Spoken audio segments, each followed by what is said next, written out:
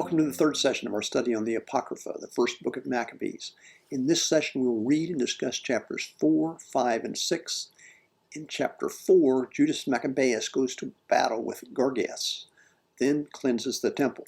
In chapter 5, the brothers carry out battles throughout the entire region. Finally, in chapter 6, we get to Antiochus IV Epiphanes to find out how successful he has been in Persia in his fundraising efforts. These are all fairly long chapters, so we'll get started on them right away, but first we begin with a prayer. O God, our Father, open our eyes and enlighten our minds as we study your word. So grant that our minds may know your truth and our hearts may feel your love, and then confirm and strengthen our wills that we may go out to live what we have learned. Through Jesus Christ our Lord. Amen.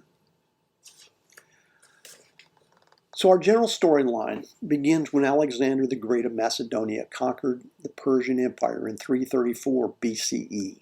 Alexander died 11 years later, and his empire was ultimately divided into 4 parts, 2 of which are central to our story: the kingdom of Ptolemy, which included Egypt, and the Seleucid Empire, which comprised present-day Iran, Iraq, and Syria. Early in the 2nd century, the Seleucid Empire took control of Judea and promoted Hellenism, that is, Greek culture. Antiochus IV Epiphanes, the Seleucid king, wanted to enforce the Greek culture on all the Jewish population. He defiled the Holy Temple in Jerusalem and erected an idol on the altar. He then outlawed certain practices such as circumcision and the Sabbath. Altars to Greek gods and idols were placed in every town, and those who did not pray to them and convert from practicing Judaism were put to death. We read about the priestly family of Matthias, who fought back forcefully against the Seleucid Empire. On his deathbed, Matthias commissioned his son Judas Maccabeus as commander of the revolutionary army and his son Simon as chief counselor. Judas won some decisive battles against the oppressor Seleucids, which only angered Antiochus, who put Lysias in charge of his western territory and commanded him to wipe out any opposition in Judea while he went to Persia to raise funds to expand his armies. Lysias sent the governor of Idumea, Gorgias, with 40,000 infantry and 7,000 cavalry troops to Judea to destroy that land. Gorgias set his camp near the town of Emmaus. At the close of chapter 3, Judas and his much smaller forces were camped nearby preparing for battle, not knowing whether they would survive. So we begin chapter 4, verses 1 through 5. Now Gorgias took 5,000 infantry and 1,000 picked cavalry, and this division moved out by night to fall upon the camp of the Jews and attack them suddenly. Men from the citadel were his guides. But Judas heard of it, and he and his warriors moved out to attack the king's force in Emmaus, while the division was still absent from the camp. When Gorgias entered the camp of Judas by night, he found no one there, so he looked for them in the hills, because he said, "These men are running away from us." The numbers here were probably exaggerated quite a bit. The guides from the citadel in Jerusalem may have been Jews who were familiar with the terrain. This was a mountainous region, so it could be useful to have a guide who knows the way around at night. It apparently never occurred to Gorgias that Judas would attack his main camp, so he went looking for Judas' camp. Now we go on with verse 6 through 9. At daybreak, Judas appeared in the plain with 3,000 men. But they did not have armor and swords such as they desired, and they saw the camp of the Gentiles, strong and fortified, with cavalry all around it. And these men were trained in war. But Judas said to those who were with him, "Do not fear their numbers, or be afraid when they charge. Remember how our ancestors were saved at the Red Sea when Pharaoh with his forces pursued them? And now let us cry to heaven to see whether he will favor us and remember his covenant with our ancestors and crush this army before us today. Then all the Gentiles will know that there is one who redeems and saves Israel." Judas clearly had faith that God would protect his forces in battle. We can do the math here. If Gorgias started with 40,000 infantry in his camp and took 5,000 to look for Judas, that leaves 35,000 back at the main camp. Judas only had 3,000. He was outnumbered more than 10 to 1. It probably wasn't quite that bad, but he was clearly outnumbered. He did have the element of surprise on his side. It was very early morning. The Suclean army were probably still in their PJs, not expecting to see any action. Still, this looked like an uphill battle for Judas. So we go on to verse 12. When the foreigners looked up and saw them coming against them, they went out from their camp to battle. The men with Judas blew their trumpets and engaged in battle. The Gentiles were crushed and fled onto the plain, and all those in the rear fell by the sword. They pursued them to Gazara, and to the plains of Adumah, and to Azotus and Jamnia, and 3,000 of them fell. We hear Judas' army blowing their trumpets, much like Gideon's outnumbered army in the book of Judges. Taken by surprise, the main Seleucid army is defeated. They were chased as far as Gazara and lost 3,000 men. We go on with verse 16 through 22. Then Judas and his forces turned back from pursuing them, and he said to his people, "Do not be greedy for plunder, for there is a battle before us. Gorgias and his forces are near the hills, but stand now against our enemies and fight them, and afterward seize the plunder boldly." Just as Judas was finishing his speech, a detachment appeared coming out of the hills. They saw that their army had been put to flight, and that the Jews were burning the camp, for the smoke that was seen showed what had happened. When they perceived this, they were greatly frightened, and when they saw the army of Judas drawn up in the plain for battle, they all fled into the land of the Philistines. So apparently Judas' army did not pursue the main force of the Seleucid army very far, because Judas still seems to be at the main camp of his enemy, but not yet ready to plunder. When the detachment led by Gorgias returns and sees what has happened, they also flee, and then the plundering begins. So we go on with verses 23 through 25. When Judas returned to plunder the camp, they seized a great amount of gold and silver and cloth dyed blue and sea purple, and great riches. On their return they sang hymns and praises to heaven. For he is good, for his mercy endures forever. Thus Israel had a great deliverance that day. So some of the cloth and treasures they found probably belonged to merchants who were taking advantage of this new market of soldiers that Gorgias had brought to town. The hymn they sang in verse 24 was from Psalms 136, verse 1. We go on with reading verses 26 through 33. Those of the foreigners who escaped went and reported to Lysias all that had happened. When he heard it, he was perplexed and discouraged, for things had not happened to Israel as he had intended, nor had they turned out as the king had ordered. But the next year he mustered 60,000 picked infantry and 5,000 cavalry to subdue them. They came into Adumah and encamped at Beth-zur, and Judas met them with 10,000 men. When he saw that their army was strong, he prayed, saying, "Blessed are you, O Savior of Israel, who crushed the attack of the mighty warrior by the hand of your servant David, and gave the camp of the Philistines into the hand of Jonathan, son of Saul, and of the man who carried his armor. Hem in this army by the hand of your people Israel, and let them be ashamed of their troops and their cavalry. Fill them with cowardice, and melt the boldness of their strength. Let them tremble at their destruction. Strike them down with the sword of those who love you, and let all who know your name praise you with hymns." We notice in verse 28 that it says, "But the next year he mustered 60,000 picked infantry and 5,000 cavalry to subdue him." That's not how we have come to think wars are fought nowadays. You lose a battle, you send in reserves, an hour later, maybe an airstrike. But in the 2nd century BC, that is how wars worked. Lysias had to round up a new army, and it took time. He could always lead them into battle next year during the warring season. Gorgias' army had been defeated in 165. Lysias' strategy was to go to the south, near the border of Edema in 164, and attack in a less mountainous region. That also gives Judas time to do some heavy recruiting. We see how he now had 10,000. And again, Judas prayed to God before the battle. So we go on with verses 34 and 35. Then both sides attacked, and there fell of the army of Lysias 5,000 men. They fell in action. When Lysias saw the rout of his troops and observed the boldness that inspired those of Judas, and how ready they were either to live or to die nobly, he withdrew to Antioch and enlisted mercenaries in order to invade Judea again with an even larger army. So, a defeated Lysias does not give up, but he tries to recruit an even larger army. We go on with verse 36. Then Judas and his brothers said, "See, our enemies are crushed. Let us go up to cleanse the sanctuary and dedicate it."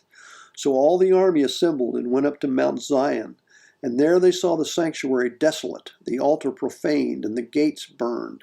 In the courts they saw the bushes sprung up as in a thicket, or as on one of the mountains. They also saw chambers of the priests in ruins. Then they tore their clothes and mourned with great lamentation. They sprinkled themselves with ashes and fell face down on the ground. And when the signal was given with the trumpets, they cried out to heaven. So there's a break in the action, which Judas uses to cleanse the temple in Jerusalem. So we begin with that cleansing on verse 41 through 51, I guess. Then Judas detailed men to fight against those in the citadel until he had cleansed the sanctuary. He chose blameless priests devoted to the law, and they cleansed the sanctuary and removed the defiled stones to an unclean place. They deliberated what to do about the altar of burnt offering, which had been profaned, and they thought it best to tear it down so that it would not be a lasting shame to them that the Gentiles had defiled it. So they tore down the altar and stored the stones in a convenient place on the temple hill until a prophet should come to tell them what to do with them. Then they took unhewn stones as the law directs and built a new altar like the former one. They also rebuilt the sanctuary and the interior of the temple and consecrated the courts. They made new holy vessels and brought the lampstand, the altar of incense, and the table into the temple. Then they offered incense on the altar and lit the lamps on the lampstand and gave light in the temple. They placed the bread on the table and hung up the curtains. Thus they finished all the work they had undertaken. In order to proceed with purifying and rededicating the sanctuary, Judas has to defuse the possibility of attacks from the citadel overlooking the temple area. The blameless priests described in verses 42 and 43 were probably those who had refused to participate in the worship of Baal Shaman, which was who Antiochus had set up as the new god. So we go on with verse 52. Early in the morning on the 25th day of the 9th month, which is the month of Chislev, in the 148th year, they rose and offered sacrifice as the law directs on the new altar of burnt offering that they had built, at the very season and on the very day that the Gentiles had profaned it. It was dedicated with songs and harps and lutes and cymbals. All the people fell on their faces and worshipped and blessed heaven, who had prospered them. So they celebrated the dedication of the altar for 8 days and joyfully offered burnt offerings. They offered a sacrifice of well-being and a thanksgiving offering. They decorated the front of the temple with golden crowns and small shields. They restored the gates and the chambers for the priests and fitted them with doors. There was very great joy among the people, and the disgrace brought by the Gentiles was removed. Then Judas and his brothers and all the assembly of Israel determined that every year at that season the days of dedication of the altar should be observed with joy and gladness for 8 days, beginning with the 25th day of the month of Chislev. The rededication of the Jerusalem temple took place on December 14th of 164 BCE, 3 years to the day from when it had been defiled to make way for the new cult of Baal Shaman. Although the experts don't all agree on the year, Harrington thinks the evidence points towards 164, while John Bartlett has strong reasons to believe the rededication occurred in 165, a year earlier. Judas declared that Hanukkah should be celebrated on the 25th of Kislev every year, an 8-day observance of the rededication of the temple, and so it has been. We go on with verses 60 and 61. At that time they fortified Mount Zion with high walls and strong towers all around to keep the Gentiles from coming and trampling them down as they had done before. Judas stationed a garrison there to guard it. He also fortified Beth Zur to guard it, so that the people might have a stronghold that faced Idumea. So he fortified Beth Zur, which is south of Jerusalem but north of Hebron, well north of Idumea, where Judas thought the next attack from Lysias might come from. This is the end of chapter 4. In our next chapter, Judas sees the opportunity to take the offensive. Judah is being pummeled on all sides by small skirmishes, and Judas has control of the temple and the area immediately around it, as well as the fortress at Beth Zur. So we begin chapter 5, verse 1 through 8. When the Gentiles all around heard that the altar had been rebuilt and the sanctuary dedicated as it was before, they became very angry, and they determined to destroy the descendants of Jacob who lived among them. So they began to kill and destroy among them people. But Judas made war on the descendants of Esau in Idumea at Akarbatan, because they kept lying in wait for Israel. He dealt them a heavy blow and humbled them and despoiled them. He also remembered the wickedness of the sons of Ben, who were a trap and a snare to the people, and ambushed them on the highways. They were shut up by him in their towers, and he encamped against them, vowed their complete destruction, and burned with fire their towers and all who were in them. Then he crossed over to attack the Ammonites, where he found a strong band and many people with Timothy as their leader. He engaged in many battles with them, and they were crushed before him. He struck them down. He also took Jazer and its villages. Then he returned to Judea. So we see here that Judas is attacking the sons of Esau and the Ammonites. He will attack the sons of Esau again at the end of this chapter. In between, he will rescue the Jews from Galilee and Gilead. Esau was Jacob's brother, if you remember, the ancestor of Judah's enemy, Edom. Judas defeats the Edomites the same way that David did in 2 Samuel. So now we go into verse 9. Now the Gentiles in Gilead gathered together against the Israelites who lived in their territory and planned to destroy them. But they fled to the stronghold of Dathama and sent Judas and his brothers a letter that said, "The Gentiles around us have gathered together to destroy us. They are preparing to come and capture the stronghold to which we have fled, and Timothy is leading their forces.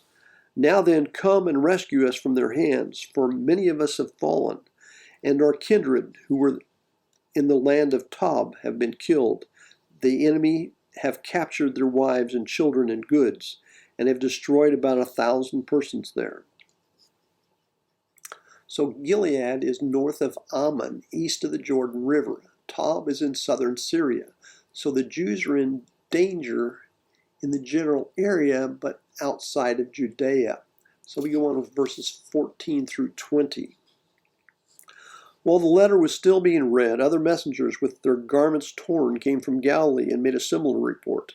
They said that the people of Ptolemais and Tyre and Sidon and all Galilee of the Gentiles had gathered together against them to annihilate us.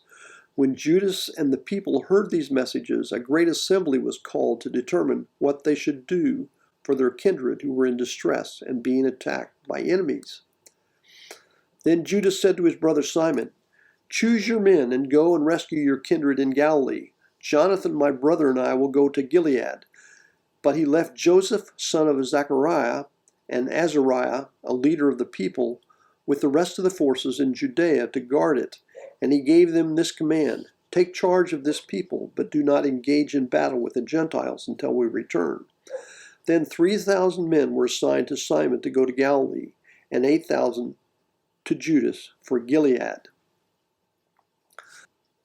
Judas has a dilemma at this point. Jews all over the region need his help, and he needs to split his forces. Galilee is the area up north around the Sea of Galilee. Tyre and Sidon are a little bit farther north along the coast of the Mediterranean. Ptolemais is a Hellenistic port also on the Mediterranean, known to be hostile to the Jews. Simon is sent to Galilee, and Judas and Jonathan head for Gilead. Joseph and Azariah, who are not part of the Maccabean family, are left to hold down the fort and explicitly told not to go adventuring. So we read on with verse 21 through 27. So Simon went up to Galilee and fought many battles against the Gentiles, and the Gentiles were crushed before him. He pursued them to the gates of the Ptolemais. As many as 3,000 of the Gentiles fell, and he despoiled them. Then he took the Jews of Galilee and Arbatha with their wives and children, and all they possessed, and led them to Judea with great rejoicing. Judas Maccabeus and his brother Jonathan crossed the Jordan and made 3 days' journey into the wilderness. They encountered the Nabateans, who met them peaceably and told them all that had happened to their kindred in Gilead. Many of them had been shut up in Bozrah and Bosor, in Almain and Chazpho, Meked, and Karnaim. All these towns were strong and large, and some have been shut up in other towns of Gilead. The enemy are getting ready to attack the strongholds tomorrow and capture and destroy all these people in a single day.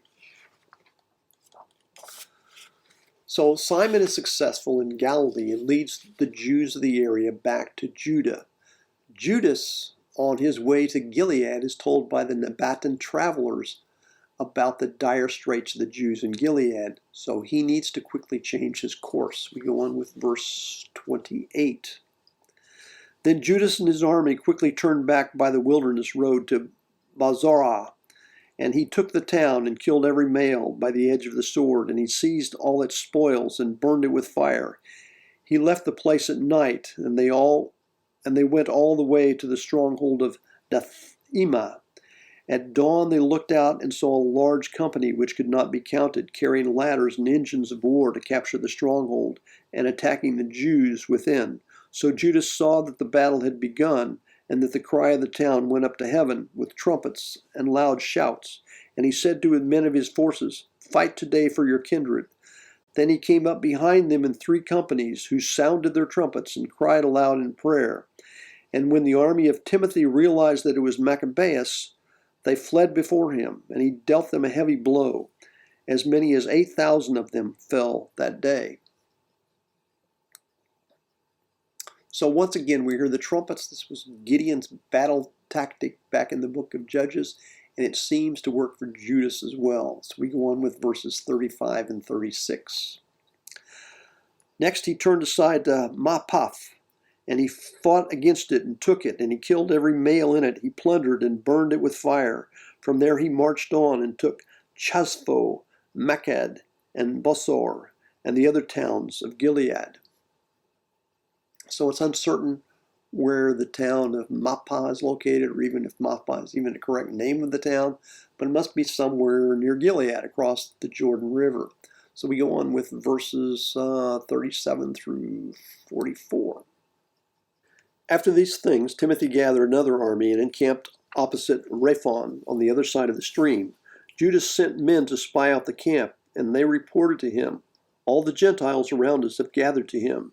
It is a very large force. They also have hired Arabs to help them, and they are encamped across the stream, ready to come and fight against you." And Judas went to meet them. Now as Judas and his army drew near to the stream of water, Timothy said to the officers of his forces, "If he crosses over to us first, we will not be able to resist him, for he will surely defeat us. But if he shows fear and camps on the other side of the river, we will cross over to him and defeat him." When Judas approached the stream of water, he stationed the officers of the army at the stream and gave them this command: "Permit no one to encamp, but make them all enter into the battle." Then he crossed over against them first, and the whole army followed him. All the Gentiles were defeated before him, and they threw away their arms and fled into the sacred precincts of Carmine. But he took the town and burned the sacred precincts with fire, together with all those who were in them. Thus Carnaim was conquered. they could stand before Judas no longer. So Timothy has amassed an even larger army and encamped opposite Judas' army, with a wadi or stream between the two armies. The Seleucids often used Arabs as mercenaries, and we hear about them doing that here.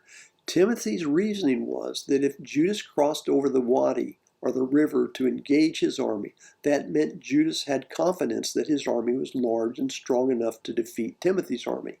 It would have been difficult for Judas to retreat with the river behind him, so he wouldn't try it unless he had great confidence.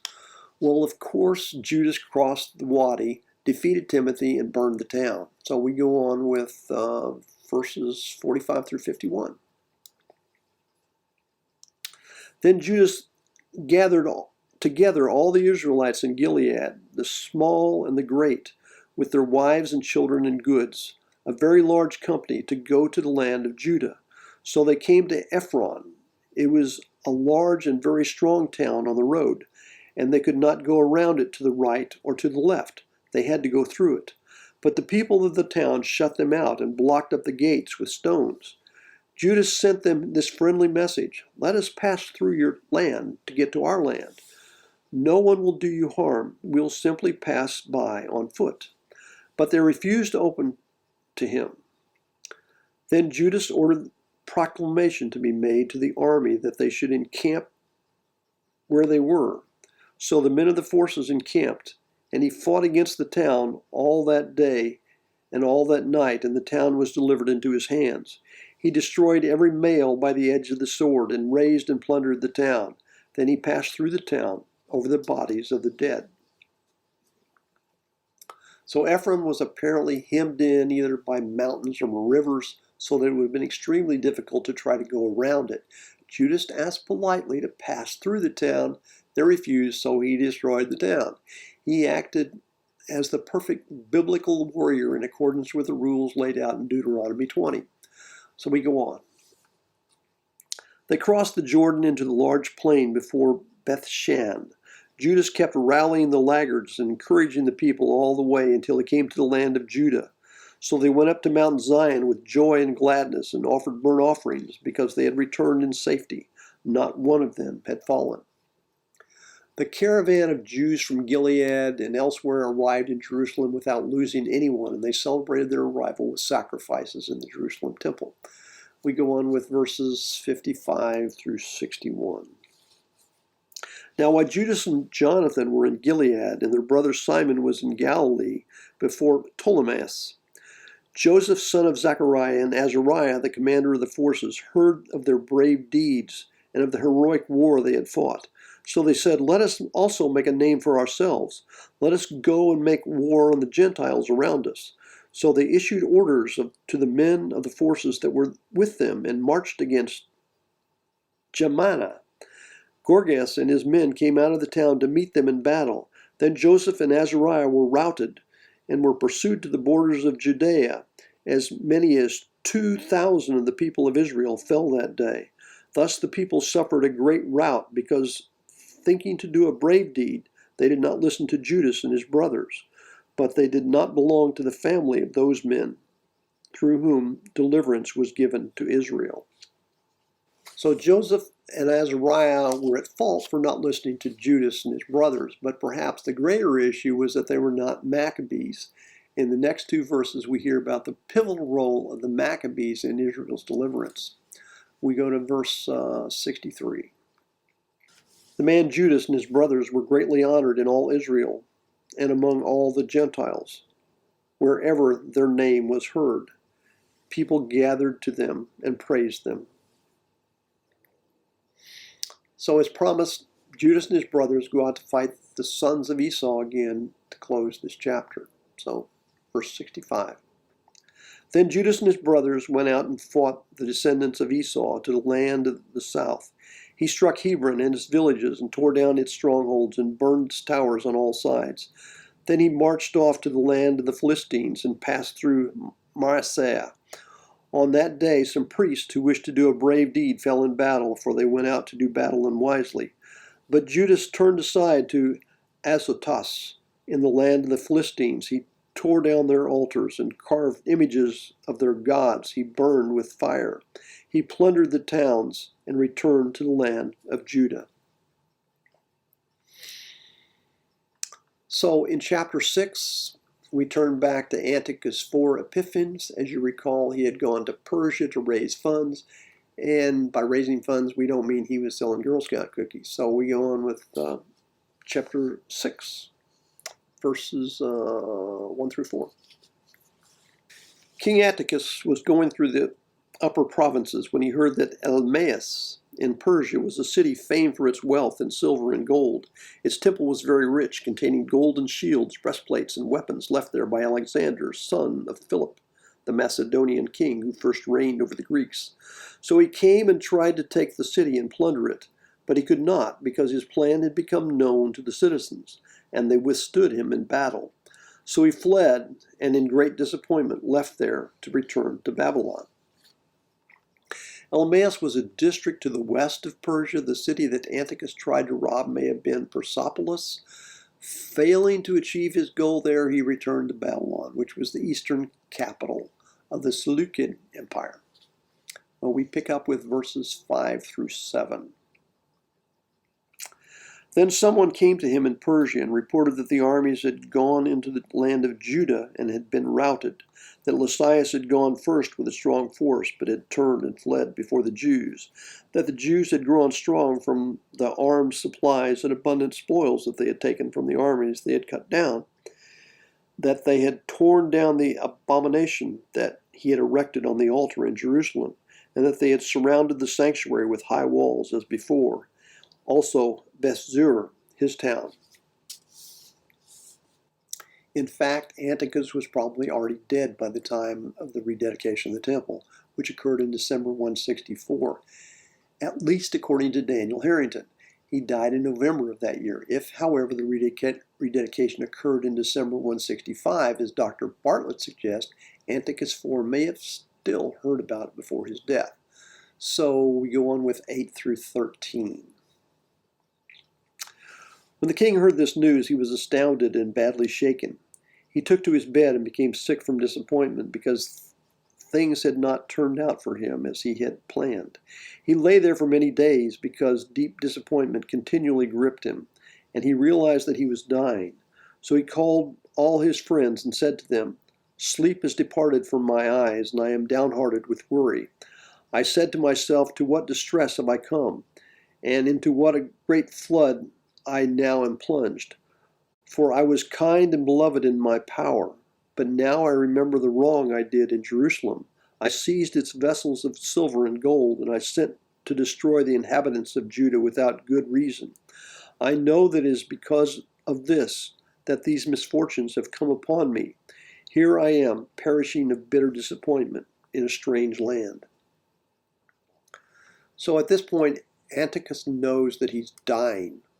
And we are told by the author of 1 Maccabees that his outrages against the temple in Jerusalem was the reason for his death. In the end, he shows remorse. So there is one story that Antiochus flung himself into the sea and drowned. He may have been injured in his attack on Persepolis, or perhaps it was some type of internal affection that did him in. But he died without ever returning to the west. We go on with verses 14 to 17. Then he called for Philip, one of his friends, and made him rule over all his kingdom. He gave him the crown and his robe and the signet, so that he might guide his son Antiochus and bring him up to be king. Thus King Antiochus died, and there in 149th year. When Lysias learned that the king was dead, he set up Antiochus, the king's son, to reign. Lysias had brought him up from boyhood. He named him Eupator. Eupator means of a good father. The Jewish sources here considered the boy's father a horrible villain by appointing Philip as regent and guardian of his son.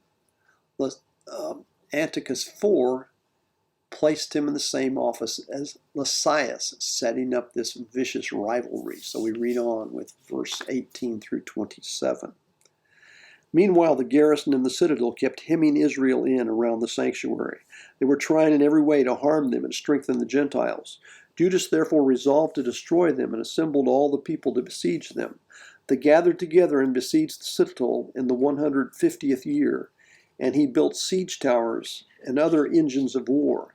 But some of the garrisons escaped from the siege, and some of the ungodly Israelites joined them. They went to the king and said, "How long will you fail to do justice and to avenge our kindred? We were happy to serve your father, to live by what he said, and to follow his commands. For this reason the sons of our people besieged the citadel and became hostile to us. Moreover, they have put to death as many of us as they have caught, and they have seized our inheritances. It is not against us alone that they have stretched out their hands. They have also attacked all the lands on their borders. And see, today they have encamped against the citadel in Jerusalem to take it. They have fortified both the sanctuary and Beth-zur. Unless you quickly prevent them, they will do still greater things, and you will not be able to stop them." Judas attacked the citadel in 163 BCE. When it says these people went to the king, we're talking about Antiochus V, who is still a small boy, under 10 years of age. So they're really talking with Lysias. Their complaint was that though they had been supporting Antiochus' program, they were being abandoned by the king and being harassed by Judas. So we read on with verse 28 to 31. The king was enraged when he heard this. He assembled all his friends, the commanders of his forces, and those in authority. Mercenary forces also came to him from other kingdoms and from islands of the seas. The number of his forces was 100,000 foot soldiers, 20,000 horsemen, and 32 elephants accustomed to war. They came through Edema and encamped against Beth-zur, and for many days they fought and built engines of war. But the Jews sallied out and burned these with fire and fought courageously. So here again it says the king, it means Lysias, he assembled a huge army, maybe 100,000 is an exaggeration, but it was a very large force. He is taking Judas seriously. So we go on with 32 through 41. Then Judas marched away from the citadel and encamped at Beth-Zachariah, opposite the camp of the king. Early in the morning the king set out and took his army by a forced march along the road to Beth-Zachariah, and his troops made ready for battle and sounded the trumpets. They offered the elephants the juice of grapes and mulberries to arouse them for battle.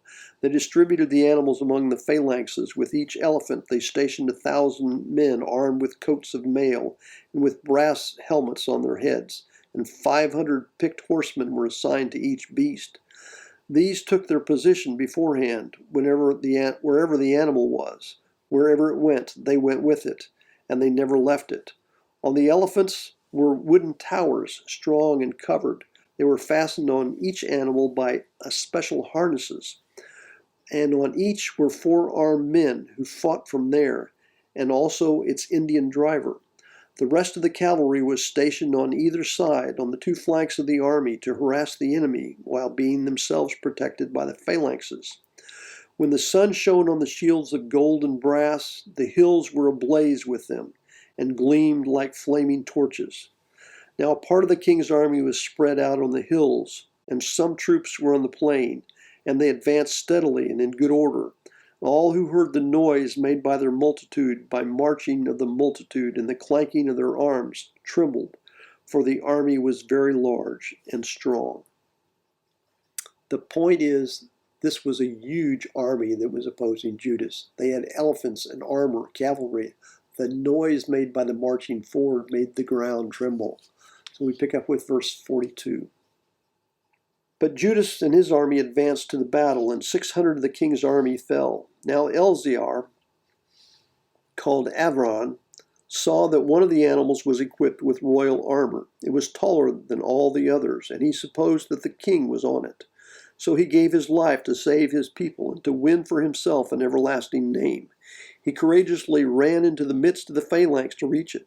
He killed men right and left, and they parted before him on both sides. He got under the elephant, stabbed it from beneath it, and killed it. But it fell to the ground upon him, and he died. When the Jews saw the royal might and the fierce attack of the force, they turned away in flight. So Eleazar was one of Matthias' sons. The battle at Beth-zur ended in defeat for the Jewish forces. Judas retreated to Beth Zachariah, still south of Jerusalem, but 6 miles north of Beth-zur. There they hoped to stop the advance of the Sukliad army. So we go on with verses 48 to 54. The soldiers of the king's army went up to Jerusalem against them, and the king encamped in Judea at Mount Zion. He made peace with the people of Beth-zur, and they evacuated the town because they had no provisions there to withstand the siege, since it was sabbatical year for the land. So the king took Beth-zur and stationed a guard there to hold it. Then he encamped before the sanctuary for many days. He set up siege towers, engines of war to throw fire and stones, machines to shoot arrows and catapults. The Jews also made engines of war to match theirs and fought for many days, but they had no food in storage because it was the 7th year. Those who had found safety in Judah from the Gentiles had consumed the last of the stores. Only a few men were left in the sanctuary. The rest scattered to their own homes, for the famine proved too much for them. So this was a sabbatical year in Judea. Sowing and reaping was prohibited by Jewish law. The plan was to store away food in prior years in preparation. But there had been an influx of people from Gilead and Galilee and other areas that made food shortages much worse. The prospect of death by starvation was very real for the Jews as the siege wore on. So we go on with verse 55. Then Lysias heard that Philip, whom King Antiochus, while still living, had appointed to bring up his son Antiochus to be king, had returned from Persia and Media with the forces that had gone with the king, and that he was trying to seize control of the government. So he quickly gave orders to withdraw and said to the king, to the commanders of the forces, and to the troops, "Daily we grow weaker, our food supply is scant. The place against which we are fighting is strong, and the affairs of the kingdom press urgently on us. Now let us come to terms with these people and make peace with them and with all their nation. Let us agree to let them live by their laws as they did before. For it was on account of their laws that we abolished, that they became angry and did all these things." So we have a reprieve. The Jews were rescued by infighting among the Sukliad rulers. Lysias got word that Philip was returning to Antioch. He needed to get there first to prevent Philip from taking power. The battle with the Jews could wait. Verse 60 through the end of the chapter. The speech pleased the king and the commanders, and he sent to the Jews an offer of peace, and they accepted it. So the king and the commanders gave their oath. On these conditions, the Jews evacuated the stronghold. But when the king entered Mount Zion and saw what a strong fortress the place was, he broke the oath he had sworn and gave orders to tear down the wall all around. Then he set off in haste and returned to Antioch. He found Philip in control of the city, but he fought against him and took the city by force. So we come to the end of today's session. From here, the narrative becomes much more complex. Next week, we read chapters 7, 8, and the first 22 verses of chapter 9. We'll discuss the political activity in Judea under the new situation brought about by the arrival of Demetrius as the Sukliad king in Antioch and the appointment of Alcimus as high priest in Jerusalem. We will read about the death of Judas. Until then, be safe, and we'll see you Thursday.